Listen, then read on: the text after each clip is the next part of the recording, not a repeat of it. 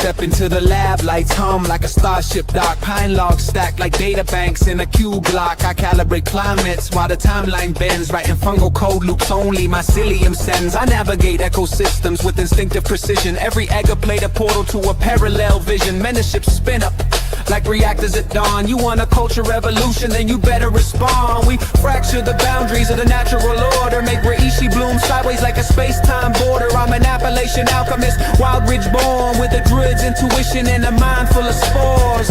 Keep spawning culture. Where the network's underfoot, the unseen sculpture. Keep spawning culture. Hey y'all, Andrew Reed with Mossy Creek Mushrooms. We got Nerd, Myco Nerd in the house. We got, Exception. Hey, the YouTube notification worked. Good. I'm glad to hear it. Which is weird because I normally post this stream days in advance, and I got to it last minute last night. So, Spalter, also known as Splatter. What's up, Bewildered? Yeah, we're going to go outside here in just a minute. I got the chainsaw and the picaroon sitting out there. We're just going to do some minor cuts. I've also got a piece of equipment that I want to play with. It's the new bag cracker, the Kraken from Manowar. And we got a couple of announcements to go from there. So what's up, Exception? He also says hello, Micro Nerd, in case that wasn't seen. Sometimes y'all listen and don't look. I just want to make sure. Oh, gosh, I'm hearing myself. Oh, okay. Hey, Christian Pop. God bless you too, man. Thank you very much. I will tell Samantha that you said that as well. Oh, she heard me. I thought she had her headphones on. She was working excuse me, shipping packages and stuff, and she's I was irritating her, so she slipped on her headphones so I'd stop distracting her. She's like, if you want these people to get their orders, you better let me work. And I'm like, oh yeah, I guess I shouldn't do that, shouldn't I? And she's like, because I want these people to get their orders. Fair enough, Samantha, fair enough. Say what? She said, thank you, Christian, for the micro games. Yes, they were very good. Enough to inspire me to grow some myself. So I did a small tray of, was there broccoli? Weren't they? Yeah, I failed on my first attempt at the broccoli. It smelled like a big sulfur fart. So I had to reset it. But yeah, it's all coming together. I'm definitely getting to have a little bit of fun with the microgreens. Hey, Teddy, why are you being so nosy and loud?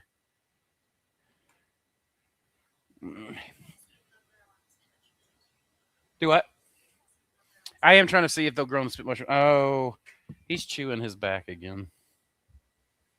His eczema's back, huh? Right. Of course it is in this house. That's right. So yeah, we're gonna go outside and choppy chop. I mean, we're gonna cutty cut. I don't want to choppy chop right now, but we're gonna cutty cut some logs. And then I just changed the blade on the chainsaw, so hopefully cuts are gonna be nice and smooth.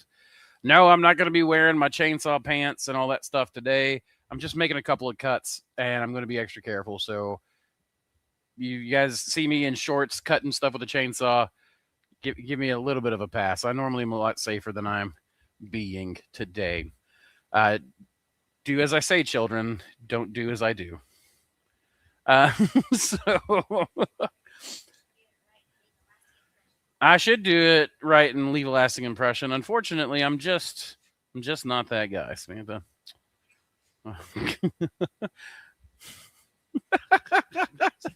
Oh my gosh.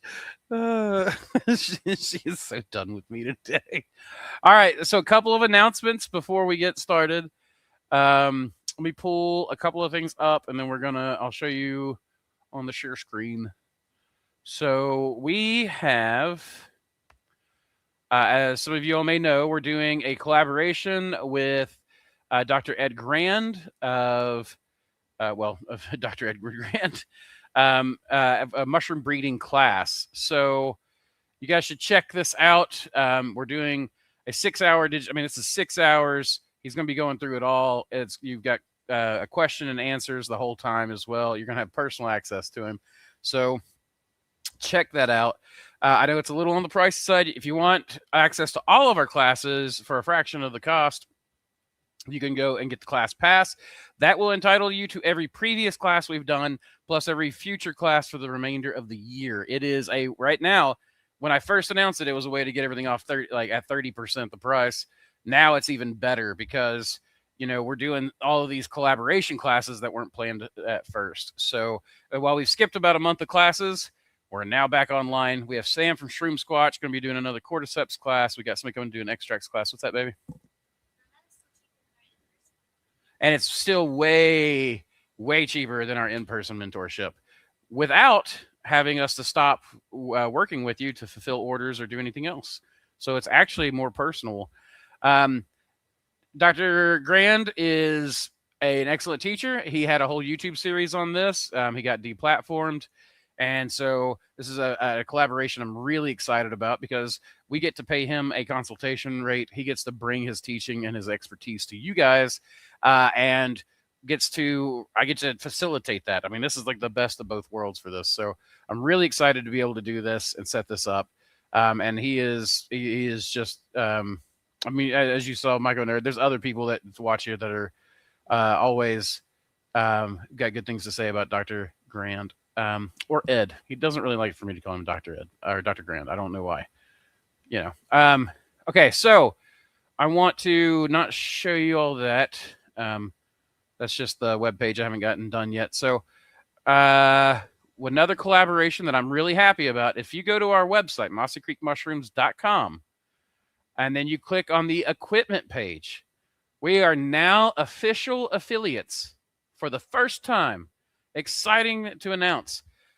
Manowar Innovations, the guys that brought you the Thor bagger, they now have the Thor shaker, the Thor bag cracker, the stir plates, the lab rat flow hoods. Like these guys, it's my best friend since 3rd grade. One of my two best friends. And I've kind of been in awe of his mind my entire life, but it's kind of cool to get to see him building out this web page and building out all this cool equipment. And if you follow the link, all you got to do again is go to mossycreekmushrooms.com, click on the equipment page, and that will automatically get you 10% off your orders with them. So you want a stir plate? You want one of these doubles for 120? Guess what? Bam. Or sorry, for the single for 120. Bam. That's $12 off right there, just immediately. So, I don't know, man. It's fantastic. I'm pretty excited just to have this collaboration in place. Oh, there's the XL. That's how I stir my 5-gallon batches of liquid culture. You can see here, that's a 10 liter that they put on. But we've tested all of this. This is the thing. We've always been their testers, one of their original testers. But this is the first time that we get to actually do an official I'm sorry, I got distracted. Teddy, an official affiliation. So I am now going to just do a quick Google search because I have forgotten the actual link. So here's rhizofunga.com. It was simple. All right.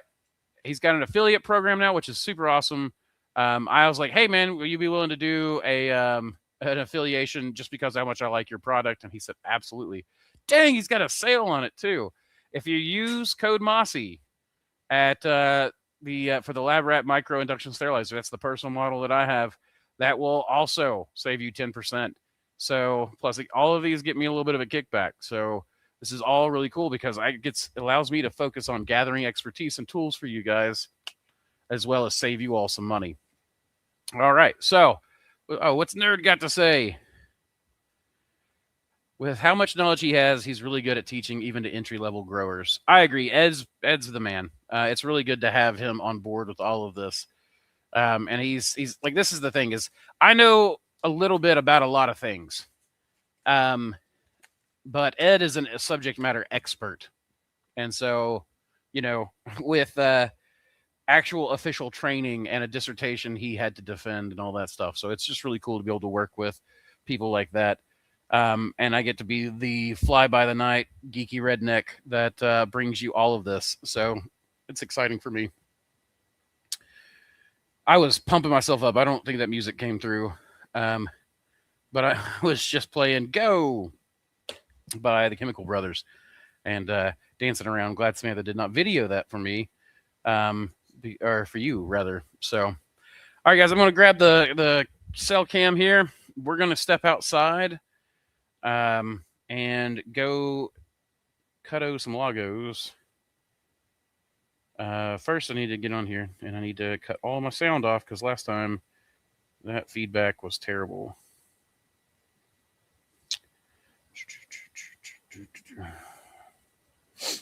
All right. Yeah, me too, Plum. I'm going to be on the phone only, so it's going to be interesting to see.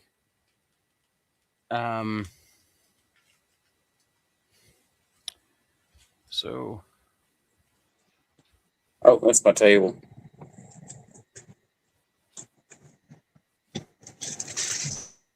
Okay, I've muted myself for now, but I'm going to have to switch that here in just a second. So we're going to go.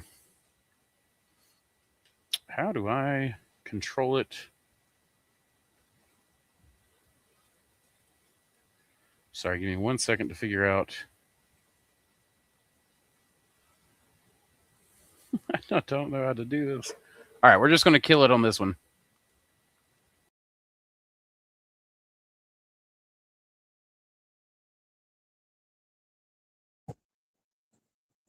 Testing.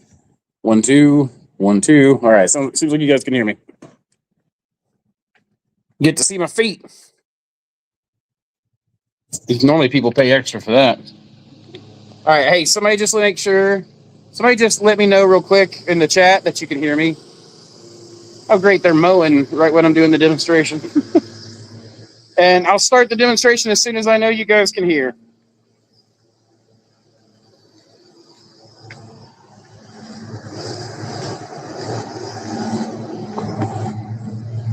Excellent. Okay. That's what we want. So we got a bunch of little fishies. We've had a lot of good rain. The plant nursery side is going pretty decent, guys. I haven't got to do much advertising, and I'm not really... this isn't running. I bet the solar panel is in the shade. Yeah. So if I kick this over, bam. Oh. There we go. Now my water box filter's running. Thank you, Exception. So I've got like water celery, water spinach, water mint all growing out of here. And then here, second, as it fills, it starts to run out of these drilled holes. And if it needs to, it can overflow. It's just a way to keep... So I've got tilapia babies in here, and they will shred plant matter. So it's just a way to keep them away from it. I was hoping I could show you guys some, but...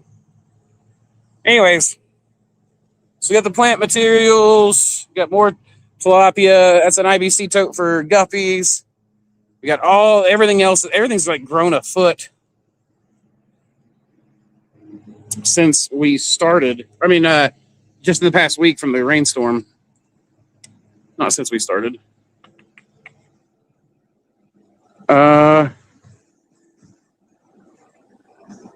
Hey, I just figured out how to change the participants and stuff.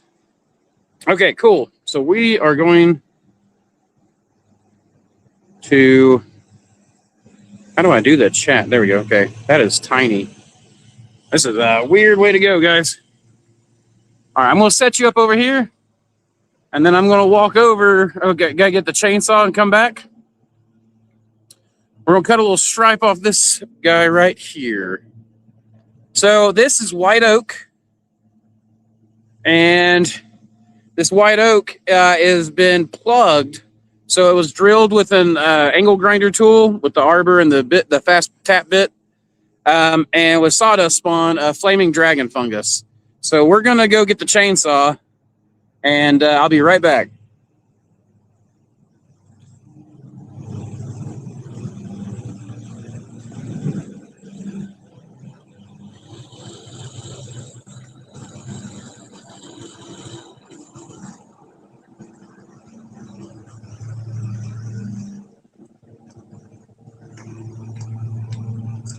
For you guys that don't know, this is a picaroon. My parents got this for me for Christmas, and I got my dad one for Christmas too, which I thought was hilarious. But these things are awesome for manipulating logs. They make it so easy. You'll see it in action in a moment.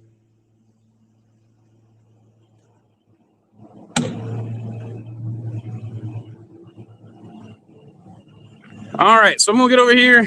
Let's get a little closer.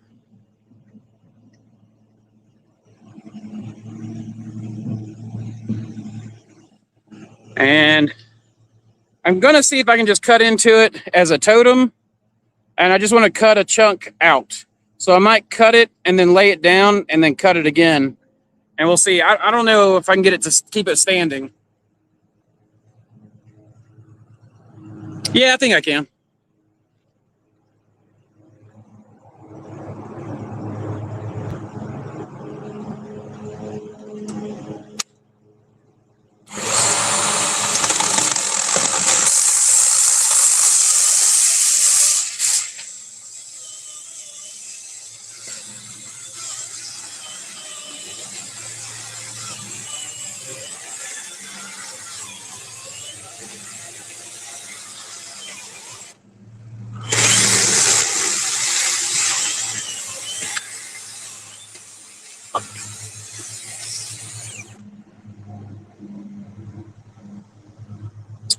I can't see in there yet. All right, I'm gonna lay this thing down with the picaroon real quick.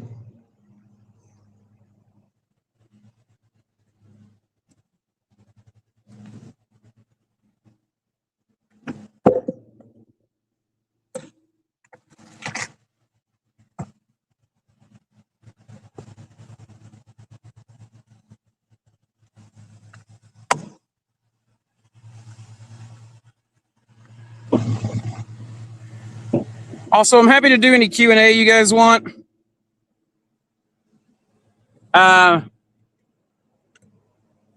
You guys are welcome to go ahead and put that in the chat at any time. I will, if nothing else, I'll see it when I get back to the desk.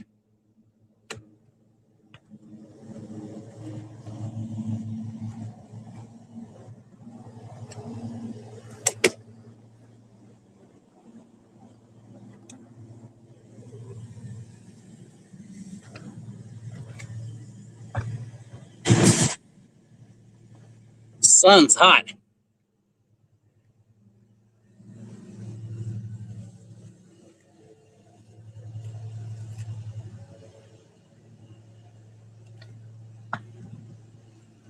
Shit, I might put you guys here so I can operate it from the other side.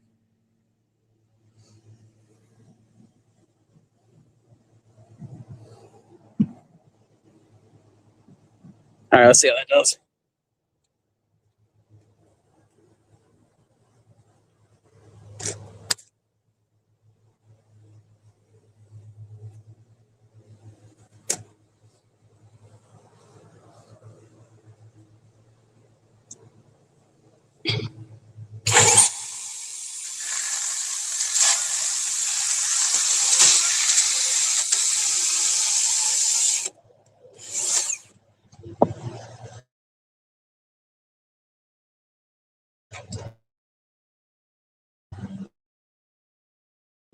Well, I'm not seeing much color. It's color in the plug. It's a little disappointing. Let's in the middle.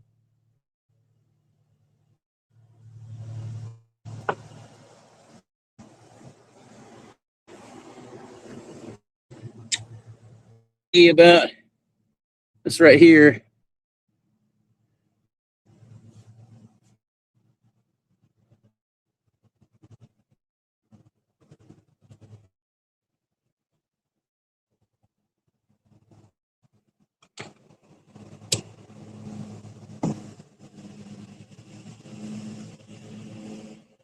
We'll stand it back up, actually.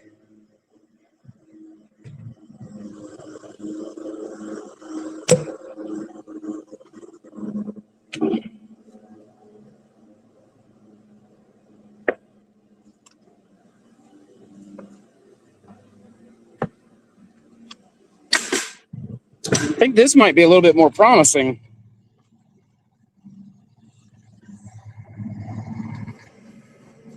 Because if you look right here, you can see some fungus growing. It's been wet where it's been in contact with the ground. So we will see what we will see.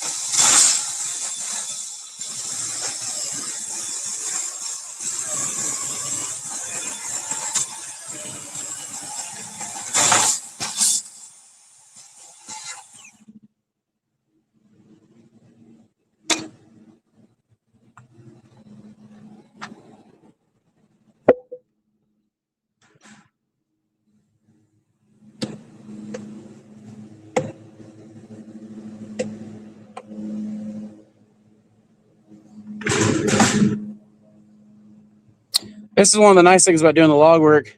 All that fresh sawdust. Well, that's probably not super fresh, but all right, let's see. Where's our cut? It's right there.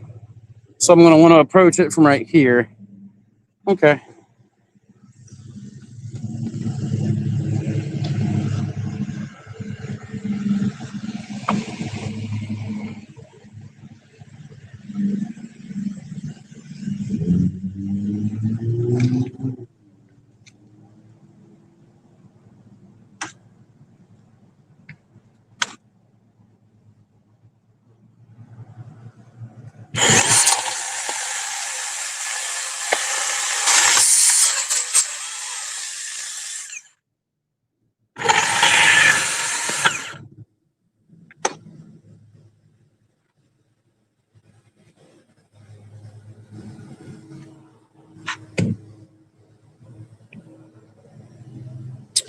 I don't know. So I can see some color in there, but not anything impressive that I was hoping on the white oak. So, you know, I can see color. I don't know if you guys can see that red right there. Where it goes. Where the flaming dragon was in there. But it doesn't seem to be doing a bunch of color. We'll check something else.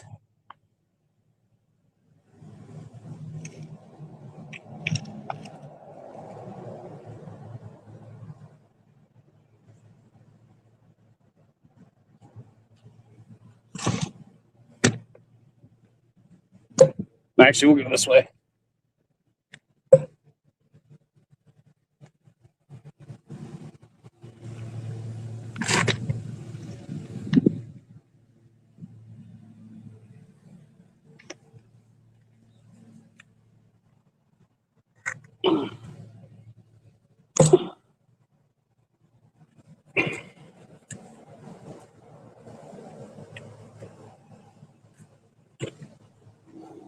Well, so we have some other logs in here, but most of those are shiitakes or maitake.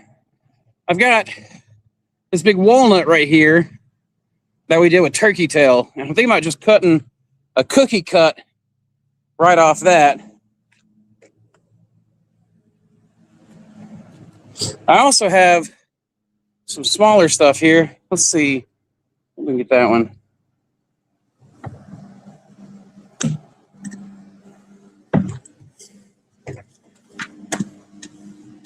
Well, that's lighter. So this is a piece of walnut. Been This is one with Flaming Dragon. I wasn't expecting anything with it, since it is it's a pigmenting fungus, and walnut has got so much antifungal in it.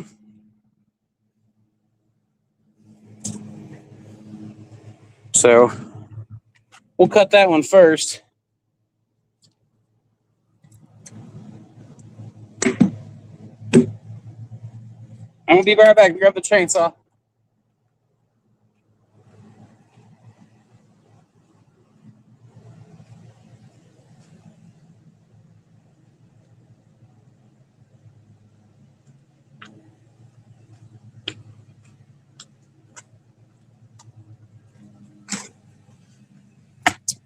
All right, I'm actually gonna back this up in case I don't want this to fall on the tripod.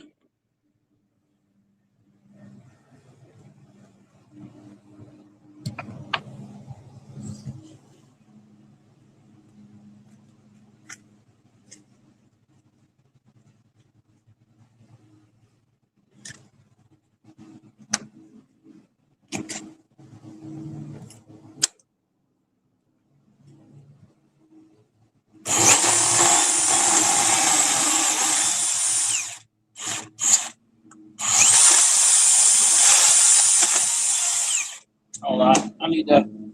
Oh, I am seeing some interesting colors already, though.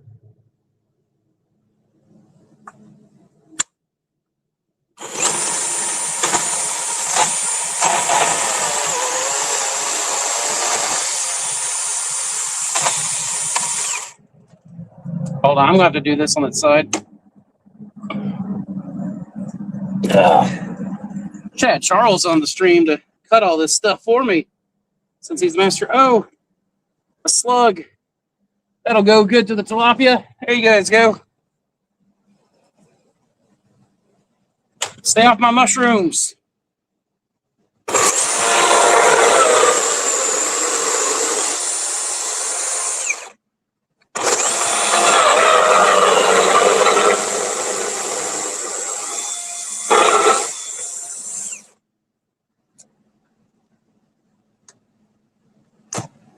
All right.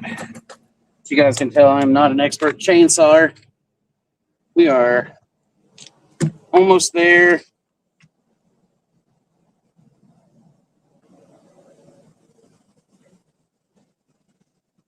fact, I should have just put this on a pallet. Tell you what, we'll set it right here and we'll finish cutting it. And then I'll show you guys. In fact, I need to tighten my chain.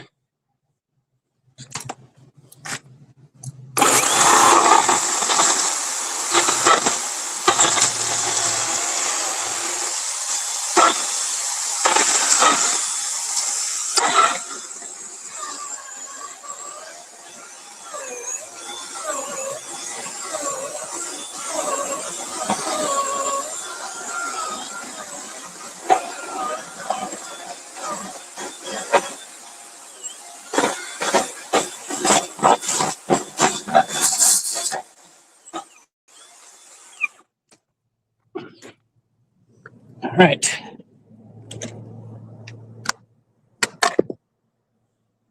Wow. I wonder if the camera's picking that up. I can see red stripes all through that walnut. I was not expecting that at all. Oh my goodness. The matching piece, so you can get that yellow. We got purple stains on both sides. You got the nice, they got the dark bark here, but it looks like this dark area has turned more of a purple color. That's fun. Let's tighten the chain up real quick. I mean, let's get into this turkey tail one. That's super exciting.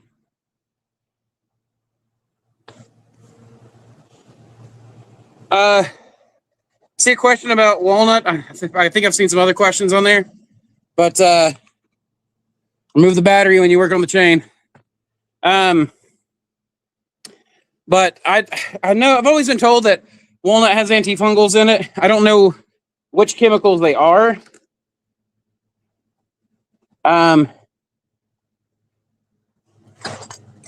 But they are oh dang. Go. Definitely rot resistance. Or definitely rot resistant. I don't know. I don't think that it's anywhere near as much as excuse me, as cedar is. In my experience, cedar's probably the most rot resistant.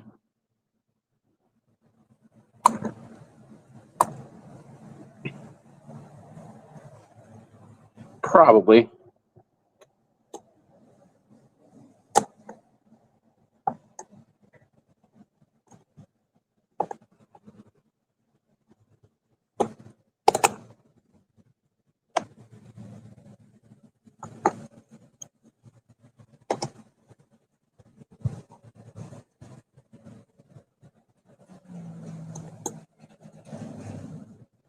You know, now I can't wait to get to that cookie cut.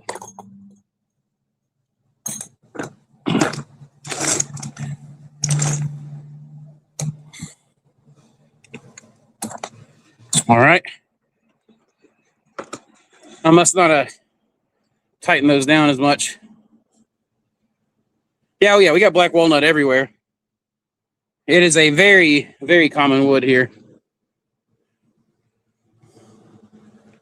In fact, I used to harvest black walnuts a lot until I realized I was really, really allergic to them, which I never had a bad reaction until I worked at a cake factory.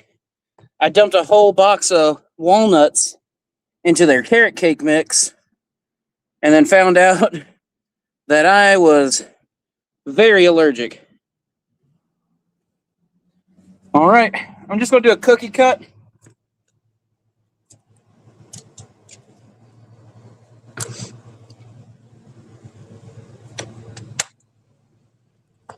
We'll go about 6 inches in. How about there?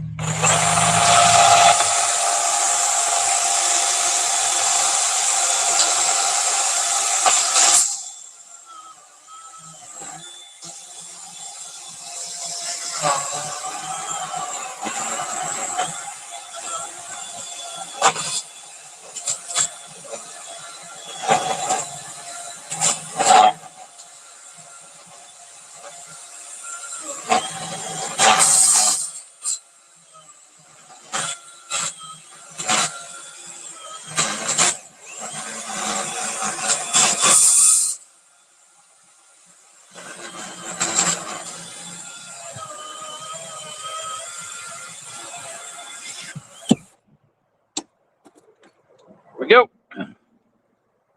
Let's see. Interesting. Okay. Then, let's see if I can show you guys this. So we've got a plug right here, and you can see it started to degrade the lighter wood. And you can see where this one, or sorry, where was my hand? There it is. There's a plug right here that grows in right here, and you can see the growth, and it hits this ring right here. I, just based on how, see that? You see that growth in there, see that growing there. So you can see all the injection points where we use those injection tools, the 3D printed tools for Man of War. And right there you can see a good spot of rot. And it is actually, well, it's not terribly punky, but it's definitely more degraded. This heartwood, I'm seeing some lighter spots checkered in through here and here. And this dark has been lightened, looks like, into a purple. So now I don't know. That just makes me really curious. I wish I was a tree expert. I really do. I feel like I would understand more. So, no, this is right here. You've got your bark. You've got the living part of the tree. This is like the veins, the xylem and phloem. It's responsible for sending the materials up and down the tree trunk. This interior is heartwood, and it's usually not really alive. Like, it's not really metabolically active. It's just structure at this point. And then you'd have these newer growth. And I'm not sure. Let's see. Like, I can see rings through this. I don't see them as easily through all this. But the rings representing each year of the tree's life. So I'm going to let this run a little bit longer. I think the turkey tail may just need longer time to break down the walnut, where the walnut's a softer wood. But I might still take this cookie and I don't know. I might dry it fast or preserve it. I don't know. I might chop it up into little pieces with the maul and use it for structure. We like to put wood in the bottom of our felt bags. You see this through a bunch of like sawdust strips from the chainsawing right in these pepper bags. But these are pepper bags that are newly transplanted out here. And they're for the CSA that we've been doing. So, oh my goodness, it's already 5:37. I still want to show you that bag cracker. Let me put this chainsaw up here and take the battery out, put it in the shade. But we'll do some more spalting experiments. This was kind of my first time just trying out. Let's see. Oh, yeah, we got plenty of battery left. Battery's a little warm, though. But this stuff is a gold mine, like in a worm farm or just your raised beds, as long as you put some nitrogen-containing material in there, some greens with it. That stuff is just perfect. It is a perfect mixture for a lot of living things.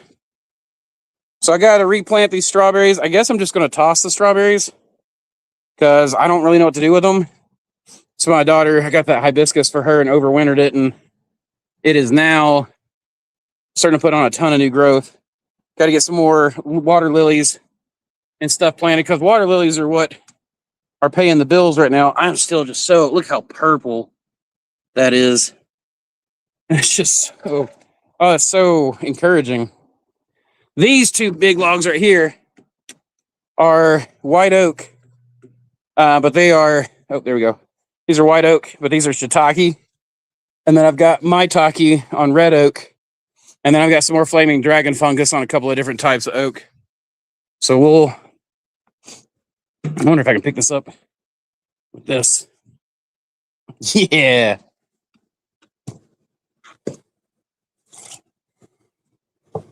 I like that tool. That picaroon really gives you leverage. So I'll sweep up all this sawdust later.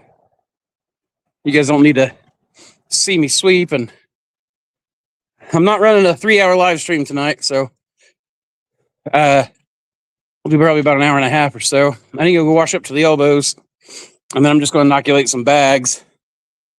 Though I'll probably have Samantha inoculate them, since I am now unclean from the sawdust work. I should have done that in reverse. And check this out. Mossy Creek mushrooms. Man of War.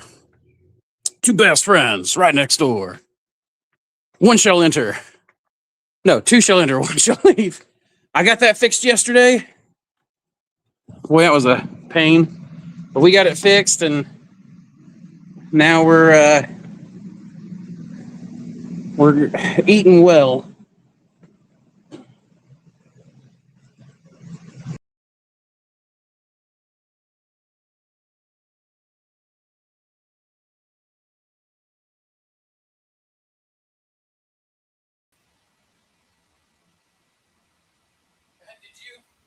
Did you turn the camera off?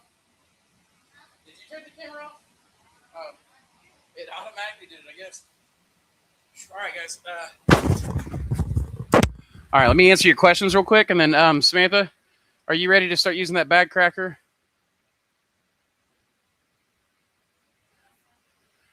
I was gonna see if you'll inoculate since I'm sawdusty. All right, let's see. We can hear the video quality isn't great. Oh, I'm sorry, Plum. Dang it. That sucks. I guess it was where I was on the edge of the Wi-Fi. No, I usually just I don't even soak my logs unless I'm trying to get them to fruit. I don't soak them. Before plugging, I just simply just use fresh wood. On the bottom of that one log that was standing up, that was supposed to be flaming dragon fungus. The fungus that was growing, I mean, I won't know unless I test it, but didn't know walnut was antifungal. Is it rot resistant like cedar? Yeah, so that's like what I was saying is that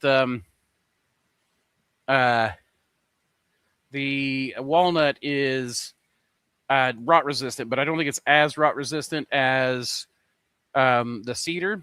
However, you will notice that on that log that we had with the walnut, with the turkey tail, I think it needs a lot more time. So the slug went gloop, the fish went gulp. Oh, I'm sure the tilapia they love. I feed them snail. I even feed them snails, but I'll crush the shell a little bit. You'll have I did answer that one, my bad. Is the exterior ring softer than the interior? Yes. Yeah, it is. The stuff in the center, that real dark material of the black walnut, that's stuff is really like thumpable hard. So, okay, hey, Hendrix, thanks, man. Keep spawning culture. I started using white or light containers to help keep the soil cooler during winter. That's a good idea. Instead of those felt bags, or during summer. I knew what you meant. Yeah, you're good. But yeah, they I don't know. I started using the black bags instead of the white. In the early season, they collect a lot of heat and help the plants grow, is what I feel like. And then by the summertime, when it's real hot, I keep my plants real close together in those felt bags, so they shade out the black, so it doesn't matter at that point. But my IBC totes and stuff, I definitely use the white whenever they're going to be shown. Though we're going to try to grow our cucumbers around the tilapia totes this year. And then they'll grow on the metalwork and grab a hold of those, and then they'll keep the tilapia tanks cool through the summertime, and they will they'll shade it, and then it gives them the structure that they need. So Samantha's cracking you up in here, or Samantha's always cracking me up. She is most crack upable. She's got the most crack.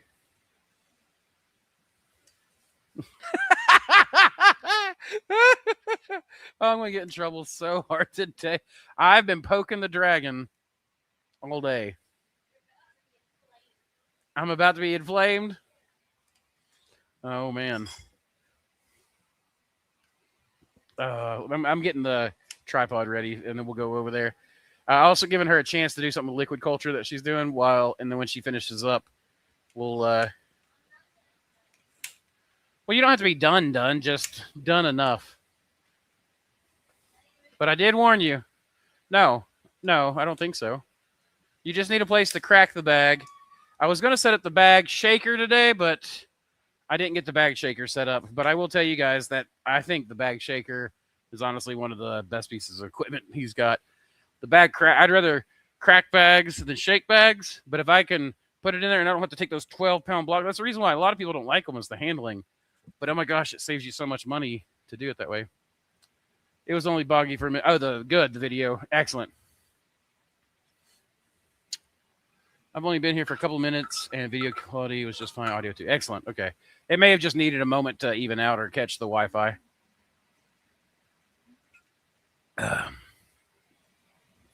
Well, when it's sunny, the phone screen is impossible to see and read comments. It is, yeah. It's like just might as well not even.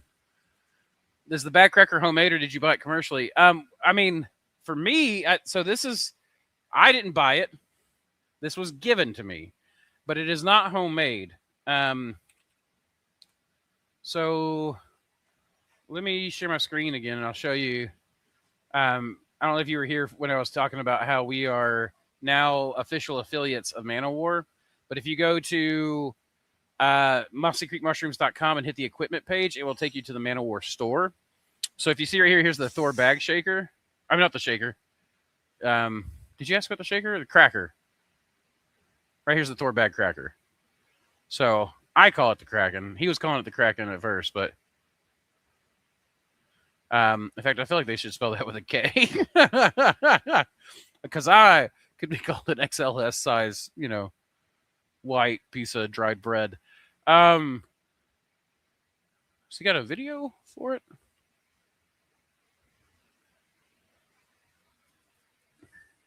Don't want sound. Okay. So yeah, we got a video. Check it out.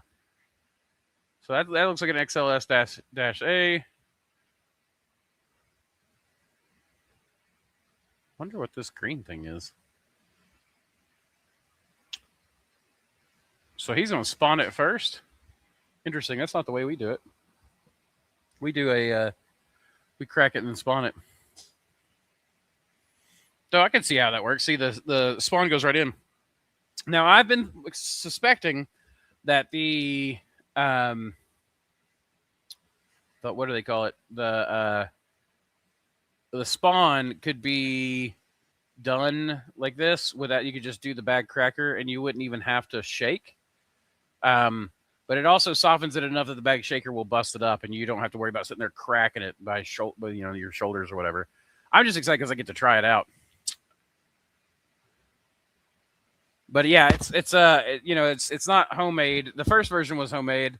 This thing there's some off-the-shelf components, and then there are 3D printed. Like, he's purposely designed 3D printed parts and stuff to it. So I'm ready to start collecting plantain seed heads. They're in flower now. Ours are too.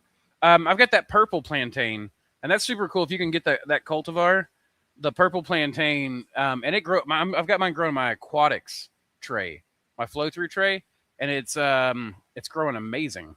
So I'm hoping that I can crossbreed it with the, I don't know if it's a different species or not, but I'm going to see if I can crossbreed it with the regular broadleaf plantain. So let me get this going again.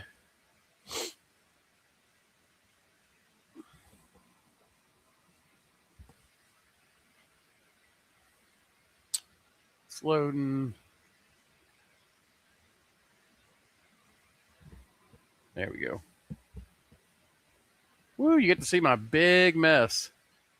It's my everyday carry bag, and it's a shelf of miscellaneous stuff while we try to figure out what we're going to do with the rest of this lab space, since it's changing. All right, so there is Samantha. She does not like being... She's like, don't put me on video. She's like, just my hands, please.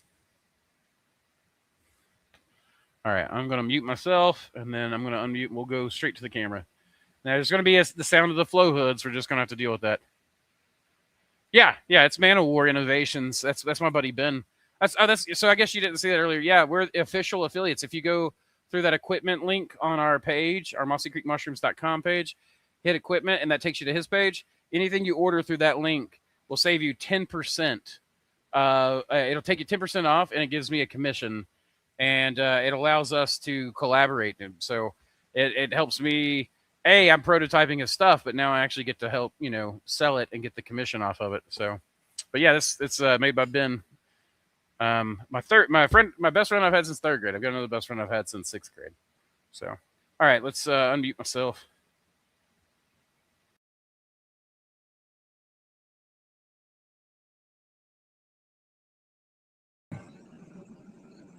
Okay. Hello. Test. It's actually not that bad. If I talk for a while, superstar. All right.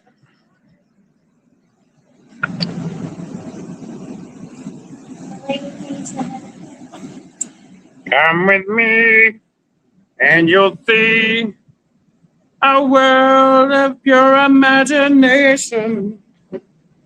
Read a book if you're a crook. You'll sound just like Nixon. All right. I am going to go connect this to the air compressor. I shall return. Oh no, it's tangled.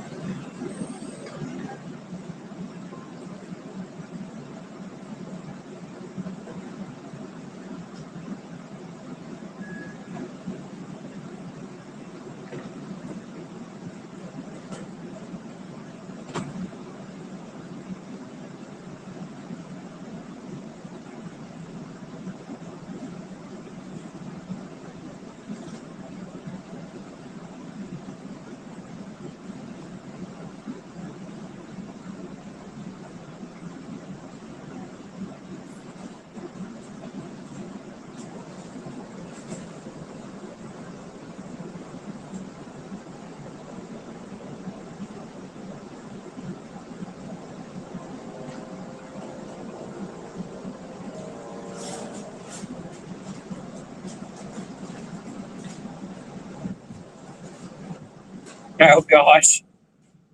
Sing it, King Mossy. Is that right?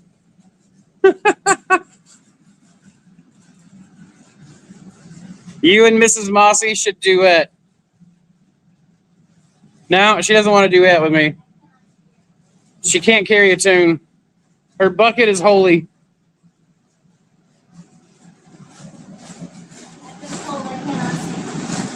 You've been told by you can't sing by stupid people. Anyone can sing.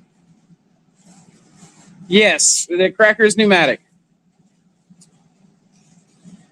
It is one of the few still pneumatic tools. Well, no, not the one of the few. I guess the Thor bagger is pneumatic. We're going to give it a second to fill the air, and then I'm going to do a couple of test presses on the pedal. Now, the way this works is that when you press the pedal, it pushes, and then when you let go, it pulls back. So it stays as long as you're pushing the pedal. But I want to crack some bags. What are you inoculating? Yeah, Pathfinder oyster is a lot number we can test to make sure. It's an old slant that you brought back to life. So. Okay. I need you to save me 3 bags for... I need you to save me 6 bags total. No, blanks for wine cap and almond agaricus.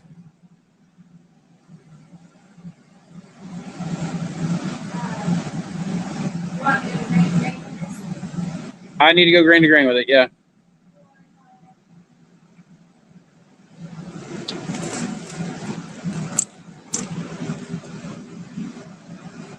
So check this out.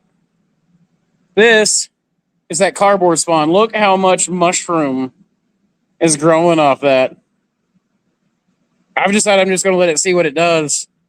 But that cardboard is just all mushy room now. I wonder if I could just grow my oyster mycelium on cardboard and then feed it to like black soldier fly larvae. Of course, I think they'll probably just eat the cardboard as it is. Yeah, Hendrix, you take care, man. Sad to see you go. Maybe you'll come back and watch it later.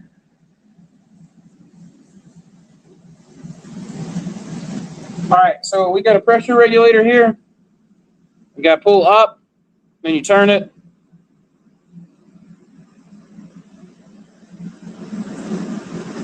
Why is it not coming up?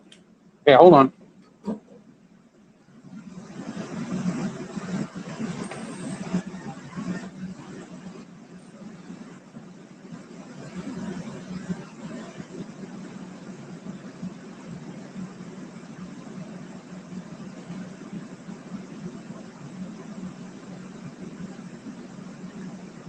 I bet I got to press the pedal.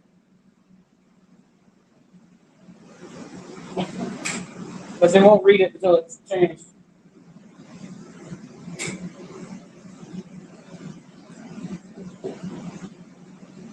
This is weird. There we go. Why don't you have it to the side? Like this? I don't know. Why wouldn't you have it over here? Okay. Or if you're going to grow the seal,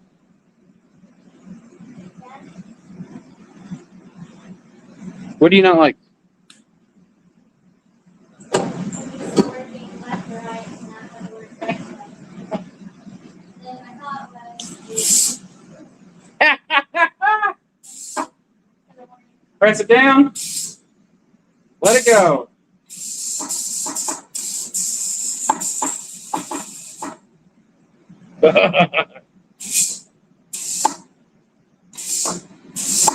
Sorry. Golly, Santa. Can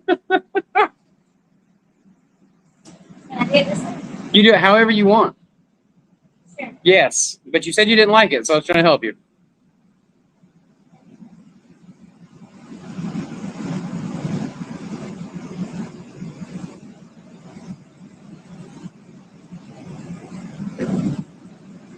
Actually, gonna move you guys.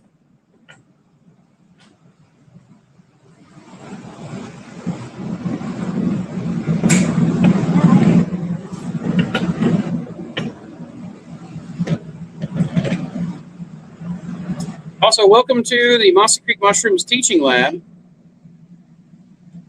That is what we're at here now. That's what this is becoming. Oh no, I'll protect you. Watch your eyes, guys.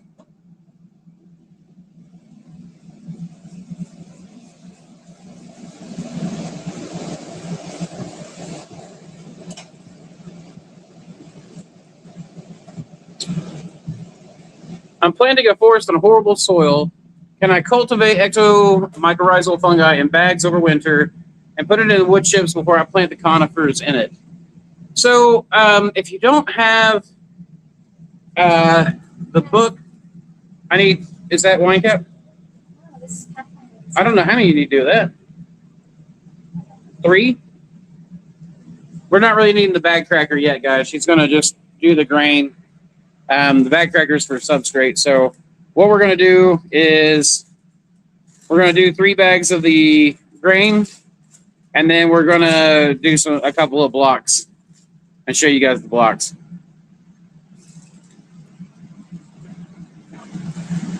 But okay, while you're watching this and watching her work, I'm going to go grab the book for you.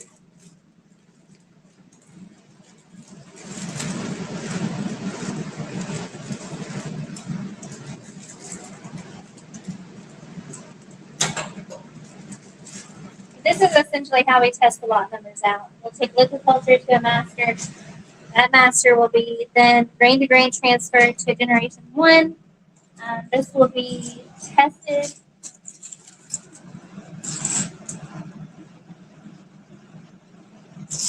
She's just checking for a tear because they didn't hold pressure. While she's resealing that, there's a book called Mycorrhizal Planet by Michael Phillips. Mycorrhizal Planet by Michael Phillips. And that will teach you a lot. But really what you're going to want to do, in my opinion, Tim, is to cultivate the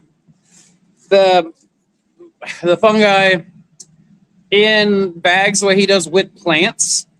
And then you let them dry out at the end of the year. So like the end of the summer. And then they'll produce endospores in that material. And then you can break that material up that has all those endospores in it. And then you can just add that to your soil that you plant your conifers in. That's how I would do it.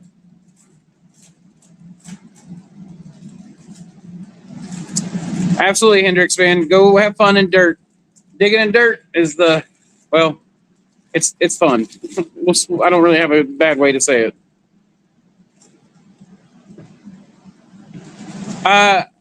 So you're talking about on the bag cracker? I mean, it'll push it. You can do the XLS or the 5-pound bags. So 12-pounder up, down to 5-pound easily enough. It's made to where it can do 5-pounders or 12-pounders, and it will crack the whole block.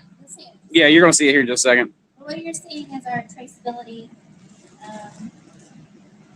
methods coming. Do you only know about endomycorrhizal fungi? I mean, I know a little bit about both, and he covers both in this book. But I mean, any sort of mycorrhizal mushrooms or fungi, that's not my forte. I would say my expertise is more in white rot fungi. Anything I do outside of that, whether it be cordyceps, morels, there's other sac fungi. All of that stuff would be ascomycota. You have molds and things like that from there. I'm not really a mycorrhizal expert. I dabble with it. I know more than the average mushroom grower does, but most of what I do is I'm more like a selective breeding expert technician. I don't know what the exact title would be. Selective breeding engineer. That's more my forte. I come across a lot of that stuff. Here in a second, I may take you guys in and see our cordyceps room because it's popping right now.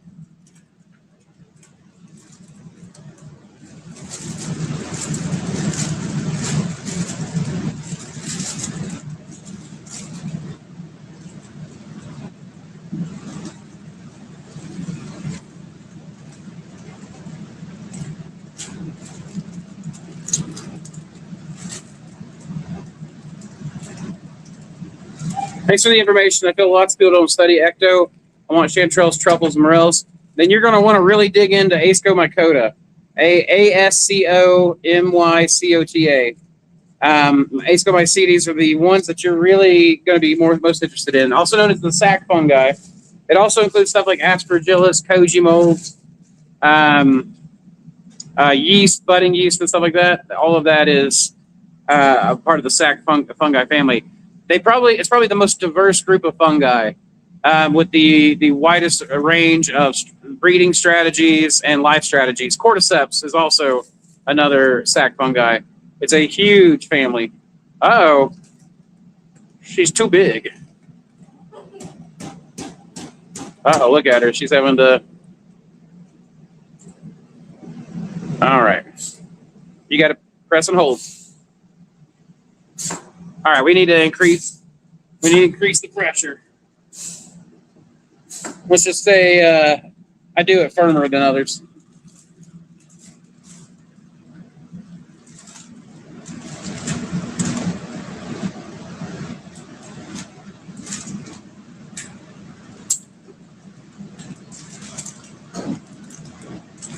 All right, we went from 50 PSI, I'm going to try it to 80, so... Sam was beating that bag because of the crack joke earlier. There we go. Did you see any grain falling in the center? That's what I'm hoping. Yeah, look at that.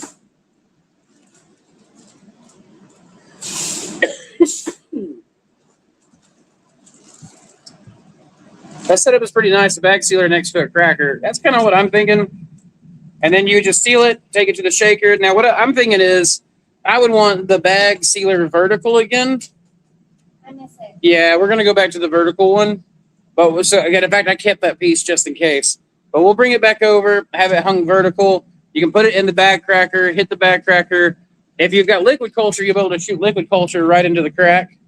And then you can seal it at the same time. Oh. I'm ridiculous. Yeah, that's kind of why I had a moment. I was like, oh, everything's so different. Everything's backwards. I'm also working from right to left instead of left to right, so it takes you a moment to orient sometimes. Plum, I'm not sure what the total it can handle is. So now it should be a lot softer and easier to shake up. And that's kind of the idea. Is a lot of people don't like to use these bags, the XLS.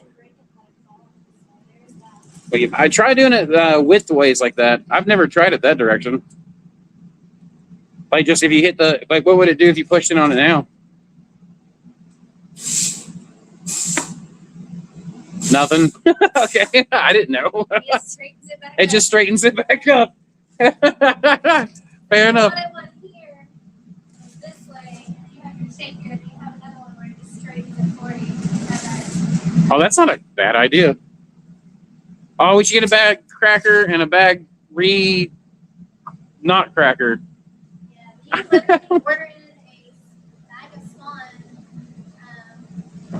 grain to grain it to make future grain spawn bags for more production, and then give it to your pasteurized bags for your grow room. It's just a nice pipeline for production. And then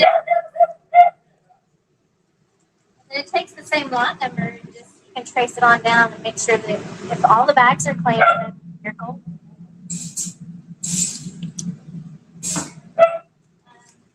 I will say it does take some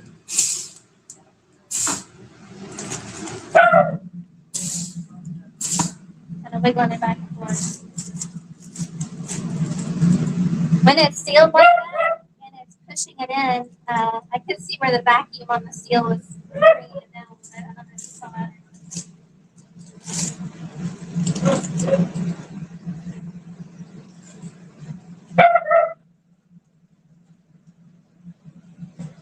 I think we have a CSA pickup. That's why Tedward's going crazy. And then never putting your fingers inside the bag. Always pinch from the outer edges. Oh my goodness.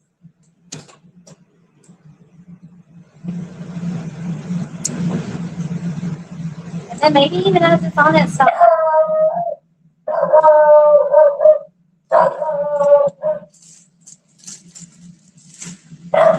Andrews want to know if you can create another crack so the grain will fall in. I don't really think so. But it does take away that complete labor of having to break that by hand.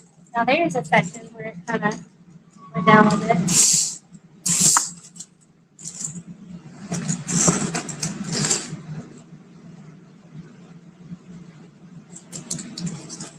And these are 12-pound bags. They're going to be.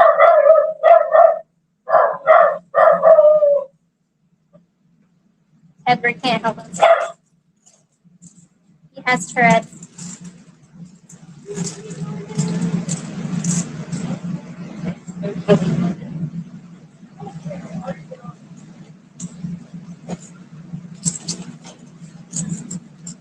But this allows us to test our liquid culture, allows us to batch share with other farms. Before we grow it out, we're testing it here and then we're shipping it off to other farms. It lets us get our CSA done. What type of sprayer are you using for the alcohol?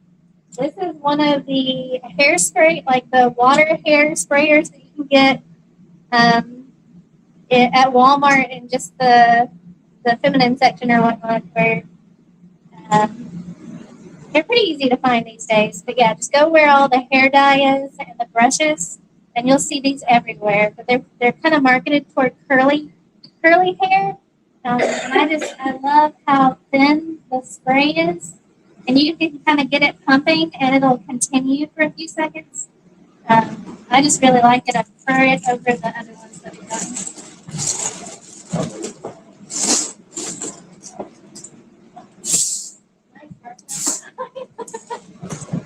He's working at the Walmart.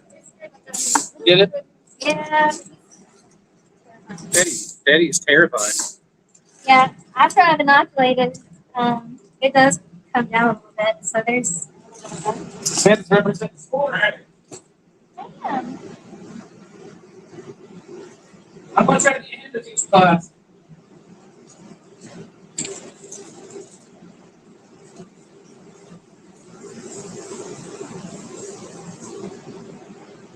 Now these have come out of our sterilizer, so I'm not. They come straight out of the sterilizer, cooled in front of the HEPA, so I'm not going through and I'm not spraying the whole bag.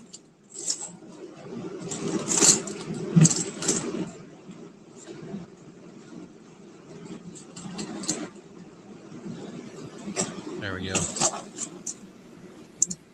Oh, and I didn't even break that one up.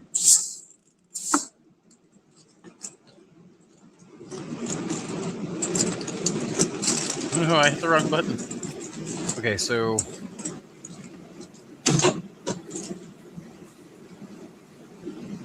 I'm a little afraid to do it while it's sealing. I don't think that would be a good idea. It might pop. Actually, let's see. It would definitely mess up your seal. Gotcha. Yeah. You went ahead and cut it, so don't ever do that while it's sealing. I figured that would happen, but just in case anyone else has the urge, don't do it. Well, we always try to experiment. Sealing it up and trying to crush it while it's sealing.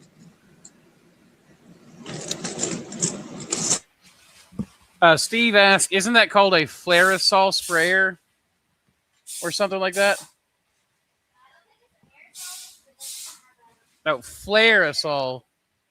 I don't know. I can look it up.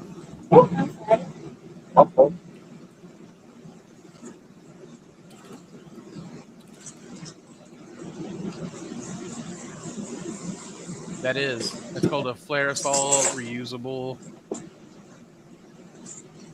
Yeah, it's called a Flarisol. Okay, my only complaint is not everybody fits. Straight off the bat. Okay. Well, that's probably because we're doing it in the round autoclave.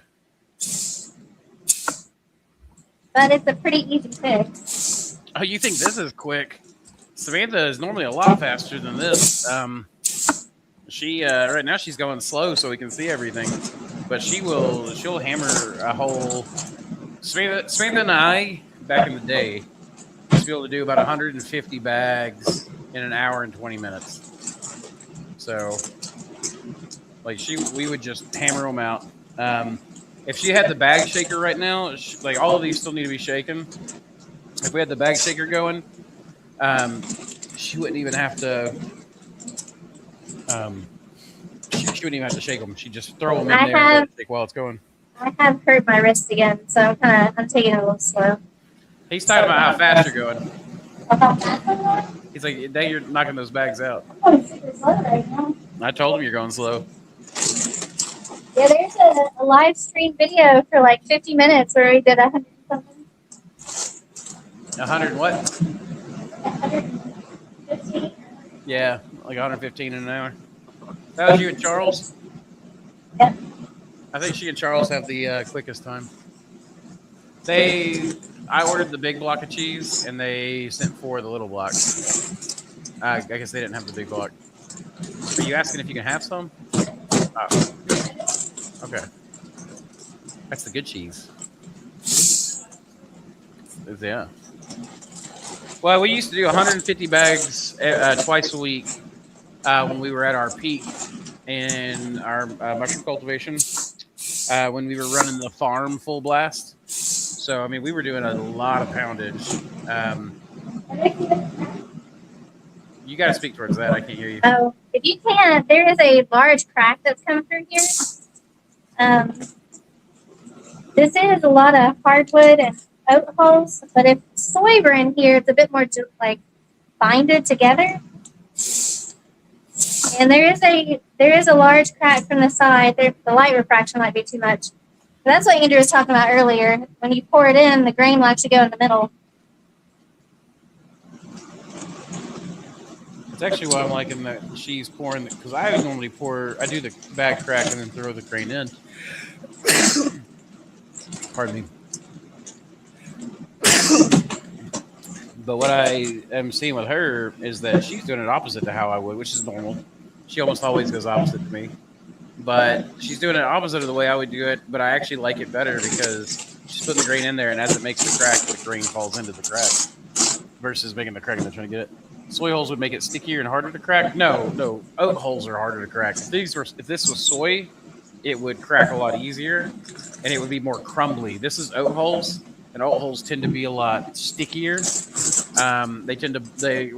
not quite as gelatinous as like wheat bran. That's how I hurt my hand. She's treating them bags like she treats me. Not a word. She must not have heard me. If she'd heard me, I'd been in trouble.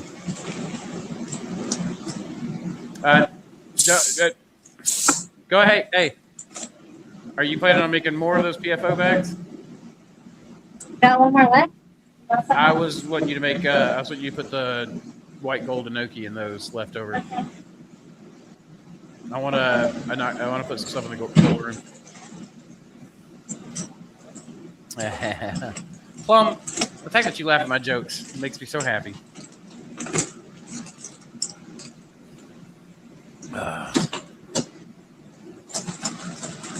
Look at this. Andrew's getting to sit back in a chair and watch Samantha work. You guys aren't even asking questions, making me work. I guess I'm not working on my supper tonight.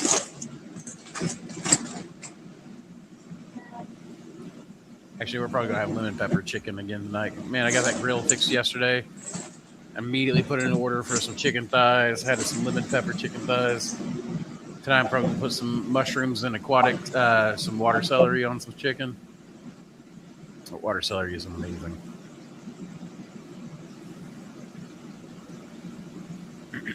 All right, she's getting that stuff together. While she's doing that, we'll come back to her. So you guys saw the bag cracker in conjunction with the bag shaker. It really becomes a one-man band pretty quickly. So cook some breakfast on the Blackstone. Ooh, breakfast? Where are you at to eating breakfast? Or are you eating breakfast for dinner? Because we used to do that like once a week growing up. Kind of miss that. I want to take my hat off. I'm sweating.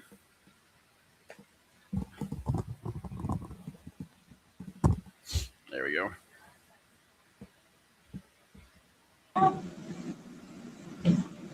Sorry, if you were talking, we didn't hear it. I had you removed. Okay.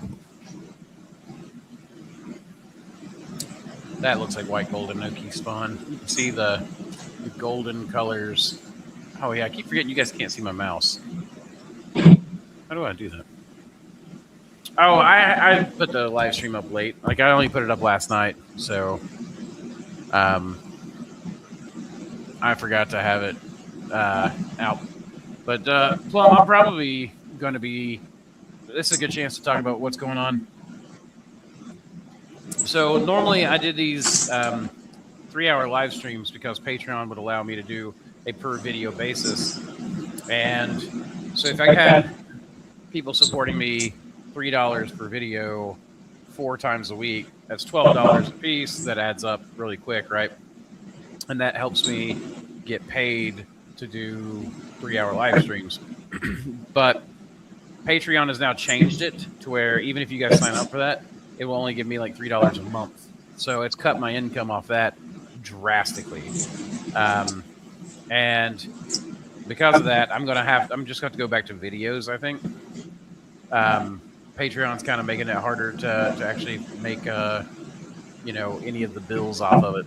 So that said, what we'll probably do is go back to videos because they had higher view counts anyways. And I'll keep doing like 1-hour live streams once a week or something like that. But it probably won't be the same 3-hour sessions that we've kind of been known for. Though I do hope to be able to bring it back to a format where Samantha and I can do it together. That's kind of what this whole studio space is about, is we're getting it changed over to do... I've got the microscope and equipment table. We've got the cameras set up. So, I've got the laptop over there with 2 or 3 different cameras attached to it. I've got the cell phone camera you guys are watching Samantha work on right now. And then I've got just the regular webcam that's on the computer. And as we continue, all of this space, you guys saw my mess earlier, all of that space has got to be moved. Everything's got to be divvied up where it's going. Where Smith and I are building out an office in the back room, so our workstations and stuff for like Samantha's art working station and stuff will be back there. It won't be out here in the front anymore. That'll mean less distractions, so I can be on duty and Samantha can be back there. And that way, if somebody shows up to buy plants or something like that, I can go out there and sell, and she never even has to notice that somebody's there, or she can know that I've got it handled. And so we're going to just move that stuff all around and do this is going to be a bigger task, moving the computer and everything. But I'm thinking about doing some videos on it, on some of the changes and how we're working. But it's going to be pretty exciting. So You'll have a monthly membership for YouTube, member only or member first content and videos. That's a good idea, actually. I don't know how to do that on YouTube. I've never taken the time to look, but I bet. Let's see if I go to my channel right here, right now. Oops, not my channel. I need to go to my studio. So if I go to my YouTube studio and community, is that where memberships would be? So we've got. I've got some people I got to respond to. Looks like I don't really want to hear that crap. Thinks I'll not be back. I don't know what that means.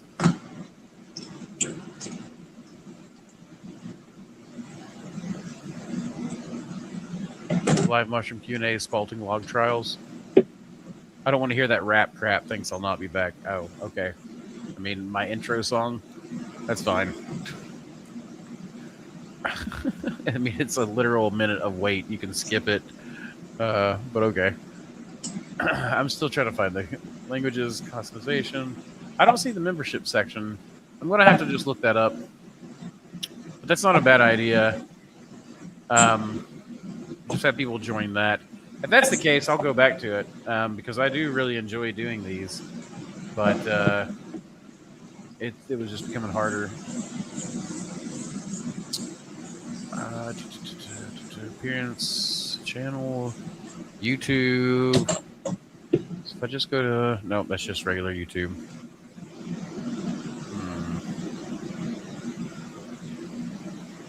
I don't know. I will look at it. I know, right? He didn't even spell it. He spelled it W-R-A-P. It's literally like just a short little song while you're waiting. It's if I'd done country, somebody would have complained about country. If I had done like I don't know what I could have done that somebody wouldn't have complained about. People used to complain about the electronic music I put on all my videos and stuff. What you showing there, baby? You showing the sterilization tape? She was showing. That's what she was showing. Was that tape with the black lines? It shows that it got to temperature for a certain amount of time and did the got the sterilization temps. It's a good indicator, but in this whole process, you want to use like a cluster of indicators, right? So one of the things that we do is like when we do our quality control for liquid culture, we don't just do a single plate test or a single microscope test. We do a plate test, a sniff test, a microscope test, a grain spawn test, all the way out to fruiting. And so every batch of liquid culture that we have gets tested in a variety of ways. That's a cluster, right? If it fails one, that doesn't necessarily mean that it's, a disaster or bad. And because if it passes everything else, it's just, they give you kind of a good idea. And it's kind of the same thing with sterilization tape. It's just another indicator, right? It's just another indicator that gets added to the cluster of indicators.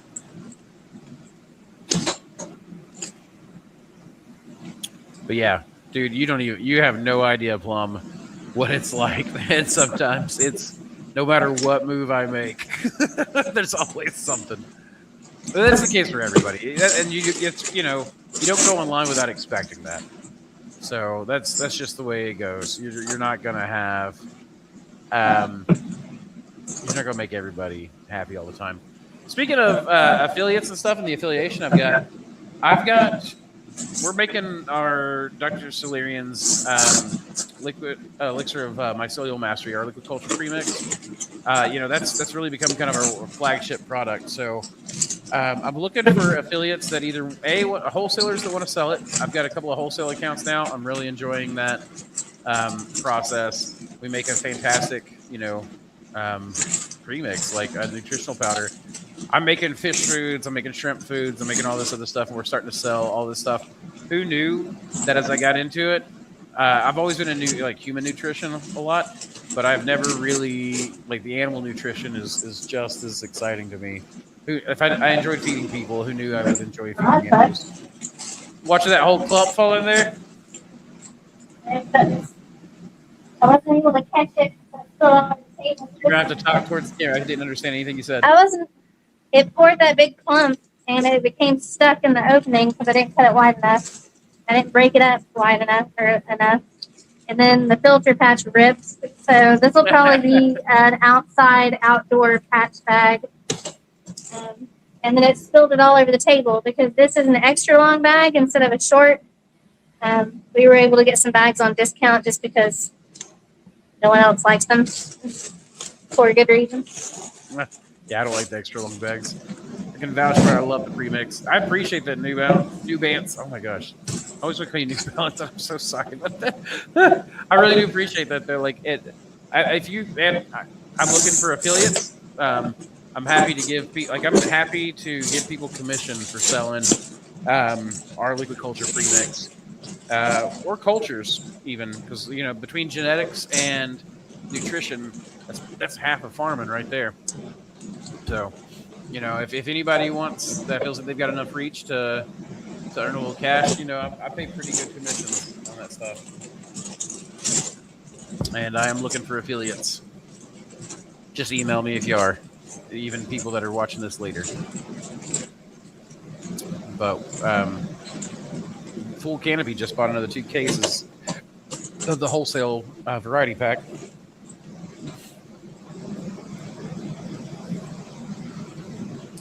And I'm really thankful for them doing it.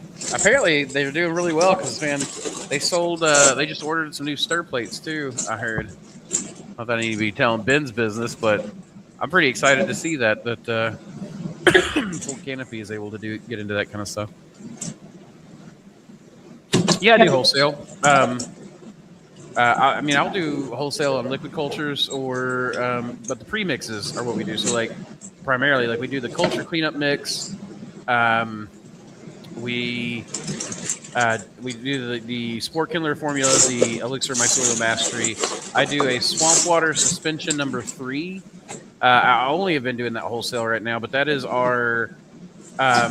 It's a combination of yeast granules, our liquid culture premix, and some other nutrients, and that is to make up and feed microorganisms like Daphnia, Moina that are in the aquaculture industry.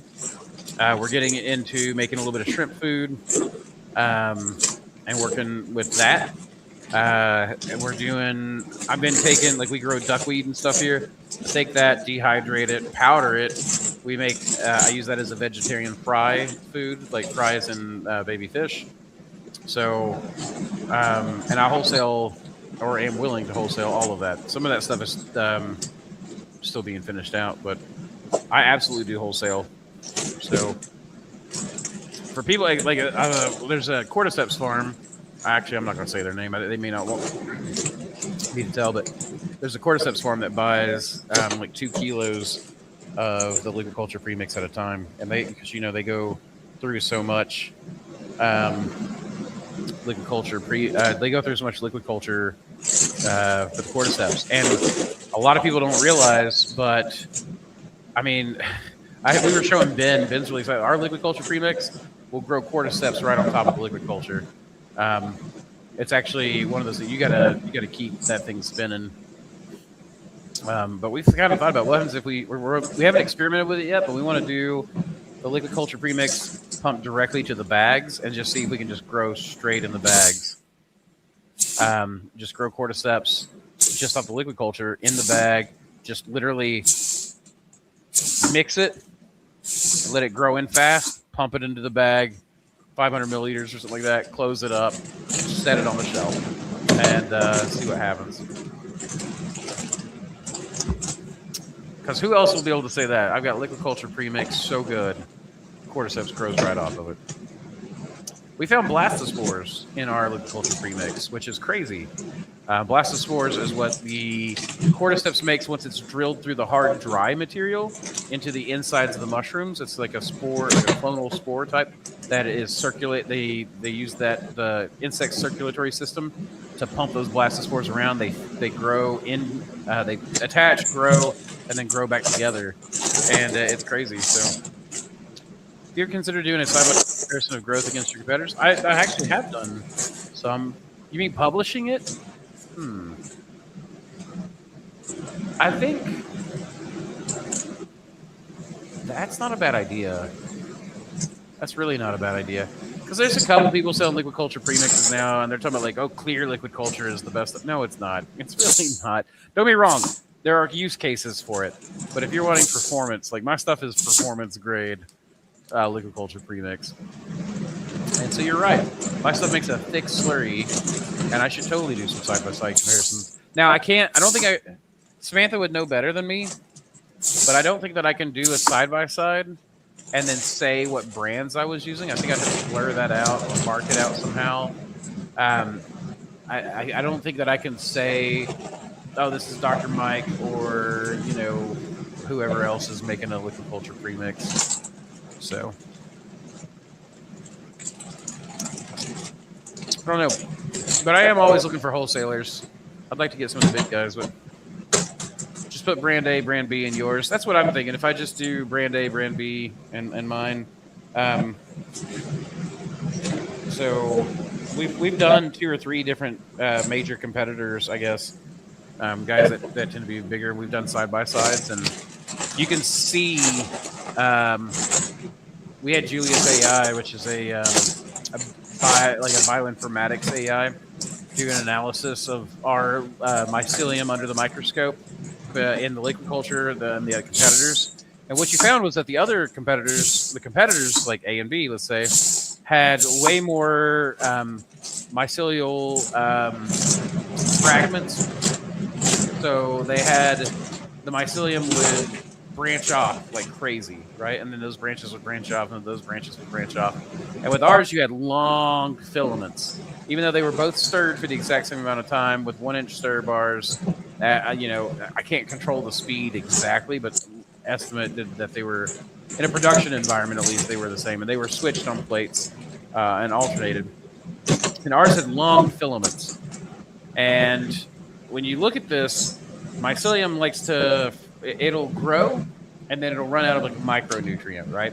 When it does that, it then will catabolize tissue and then it'll branch back out, create new tissue, and it's looking for that micronutrient and it needs it somewhere else. So it's kind of like how your body goes into what's an anabolic state, that's growth state, right? That's how you grow muscles, fat, anything, or heal. And things will grow bigger in an anabolic state, and then you have a catabolic state. And when, let's say, my body, I'm running short on protein, it'll break down the muscle using catabolism to take that protein and add it somewhere else, wherever it needs, right? That's one of the reasons why, like bones, you can get hollow bones, or, you know, osteoporosis, I guess is what it's called. So I guess it's not hollow bones, but you can get a hollowing out of your calcium, that kind of stuff. What you have is long filamentous fungi has had everything it needs to grow. It'll still split, but it'll create these long braided filaments. Those actually are better because while you would think the mycelial fragments means better coverage, it isn't until it starts eating the grain that it's actually able to get the nutrients it needs to finish those out, right, to regrow those points. And I'm still not even convinced that I would need to talk to someone like Dr. Ed Graham about whether or not once it gets gone through that catabolic process, can it just easily regrow from there? Or is there a scarring or a sealing off where it needs to, you know, I don't know, where it needs to do extra work to grow. So you get more fragmentation when the mycelium isn't getting everything it needs to perform. And then you get long filaments whenever it's got what it needs to perform. And I have that footage and photos and the AI analysis. So J155P. Hey Andrew, Mrs. Mossy. I'm gonna mute her. I've heard for making quart jars of grain spawn, shoot for 50-50 ratio water to grain. Once you start going up in grain weight, to drop down to 38% or so. Okay, hold on. I've heard for making quart jars of grain spawn, period, that you want to shoot for a 50-50 ratio water to grain. For grain spawn, yeah, typically 50-50 is good. Once you start going up in grain weight, to drop down to 38% water or so. What do you mean when you go up in grain weight? I'm not sure I understand. I'm just going to call you JP for now. Joe, it almost looks like Jessup. But No, I mean, so if you want grain spawn, you can go down to about 40%. So 38% might work. I don't know, but that's pretty dry. That's whenever I'm using like 150 milliliters of liquid culture to inoculate a 5-pound bag of spawn. Like going to a 3-pound bag of grain total weight. 3-pound total weight? No, I mean, you just do 1.5 pounds water, 1.5 pounds grain. That's usually the easiest way to go. You can do a moisture content test of your grain if you're worried about it, like if your bags come out soupy. But what I would do is start off with like a 1-to-1 ratio. And you can, so bags will grow in faster when they're a little drier because they're searching for water, but they won't have longevity, and your fruiting blocks should definitely be around 60% or so. But yeah, if I would just go 50-50 for a 3-pound bag of grain total weight. Yeah, I mean, I would just do like 1.5. That's exactly the way I would do it. And then if it came out soupy or glued together or it didn't hold up well, I would then I would drop the water a little bit. So I'd do like 1.25 grain, 1.75 water, if that's the case, you know? And then I would just kind of shift it around a little bit. Or I might do one cook where, like in my pressure cooker, where I do a sample of 1 pound grain, 2 pounds water, 2 pounds grain, or 1 pound water. And then go into increments. So you can go 1/4 pound increments and then go up or down on that scale depending on, playing around with stuff. But then you'll find, because like your grain is going to be slightly different than everybody else's. Your water, is going to have a hardness and stuff and a different pH than a lot of the stuff. So it's a good idea sometimes to test this stuff. But like your first run, sometimes it's best just to kind of like play with it and pick a standard and then deviate from the standard and then see where it did the best. Yeah, you're very welcome, JP. Absolutely. I've always just boiled the wheat berries and steamed them off in a colander and then spoon-fed the berries into jars. I've never measured water, but I only also do it for personal use. So I'll tell you, we went over to the bagging grain method, and it works great. It works better as the super spawn, but I had a little bit of trouble there for a time, so we went back to the grain wagon, and we're still doing that right now, where we're literally just taking the grain. We'll take like a 50-pound bag or 2 50-pound bags of whole oats.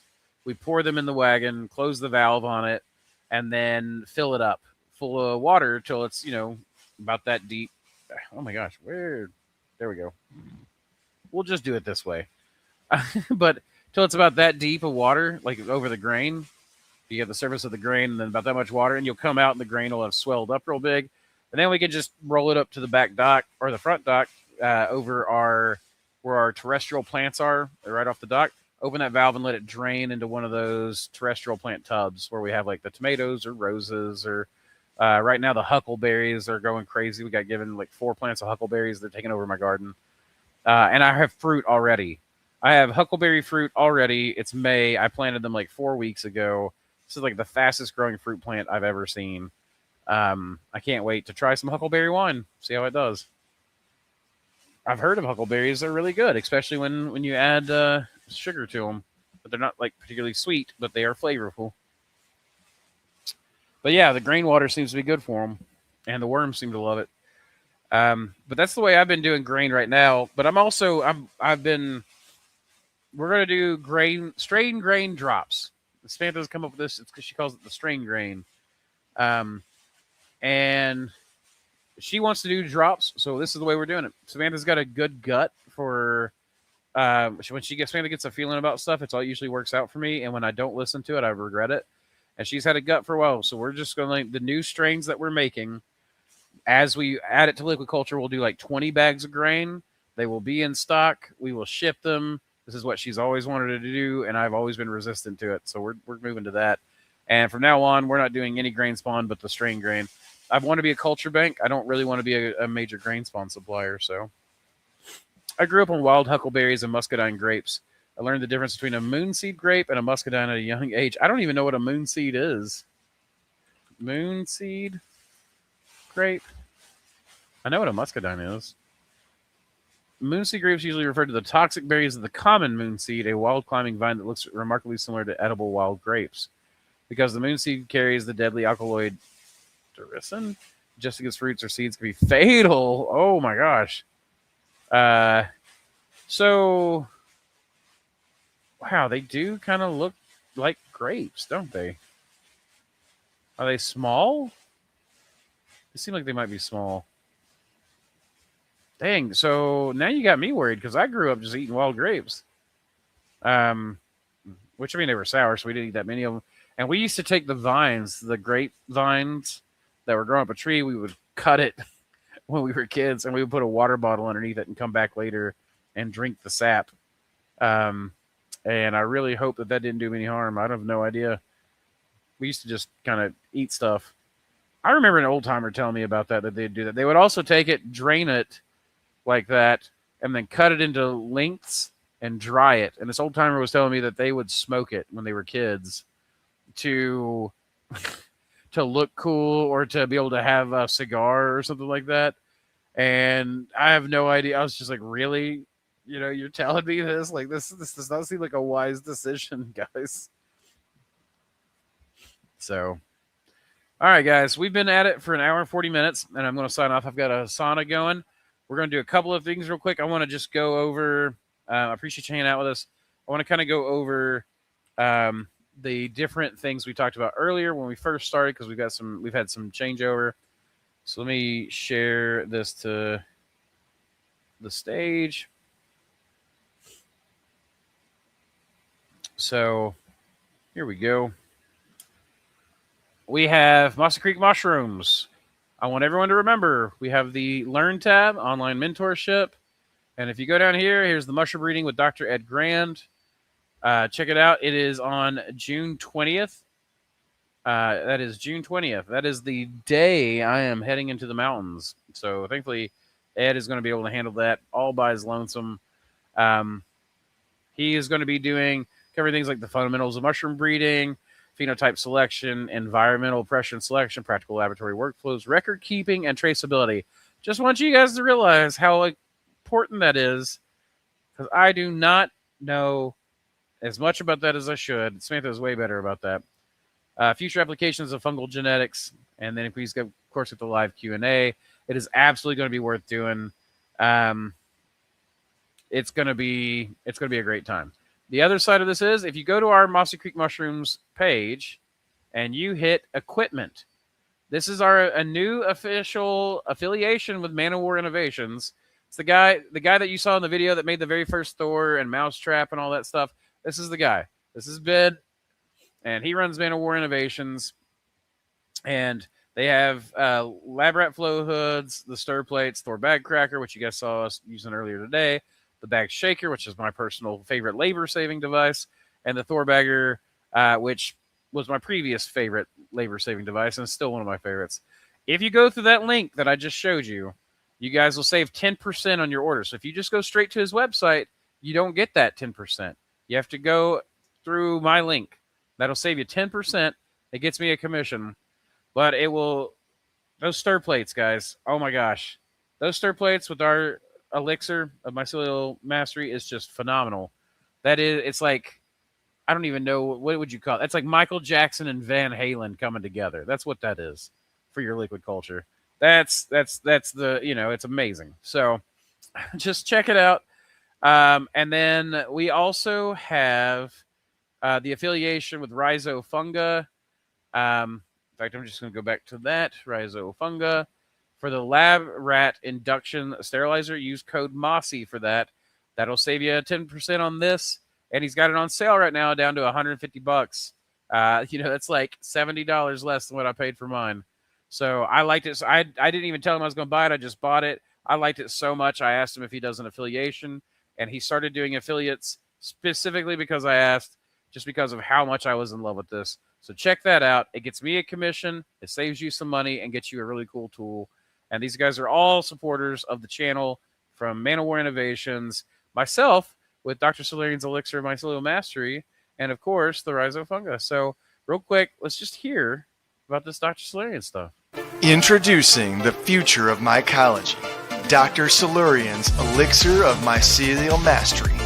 This isn't your average culture mix, it's a revolution in a packet, crafted for the dedicated cultivator seeking unparalleled growth. Experience the visual alchemy of this masterful brew. As you mix 10 grams with 500 milliliters of water, watch the solution transform into a rich, amber spectacle, the hallmark of a nutrient-dense sanctuary for your burgeoning mycelium. This is where vibrant color meets vibrant life, setting our elixir apart from the ordinary clear liquid cultures. Prepare to be captivated.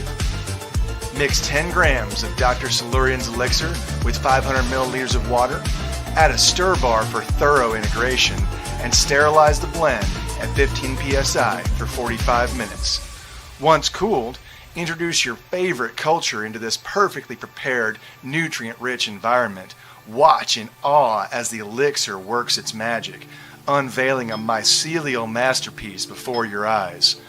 Choose Dr. Silurian's Elixir of Mycelial Mastery for a mycological adventure that's as visually enchanting as it is potent.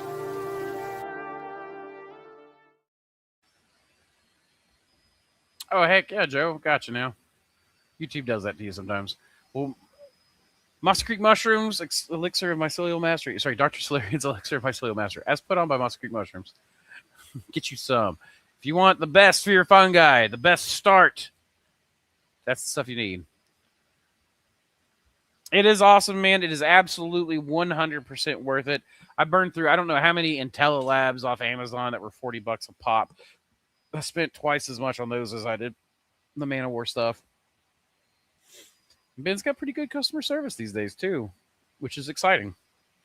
So you guys definitely check that out. And then, oh, man, what else? I think that's pretty much it for now. I'll stop self-promoting. You guys, thank you very much for hanging out with me for almost 2 hours. I really appreciate everyone. And as always, y'all, keep spawning culture. That was a weird wink.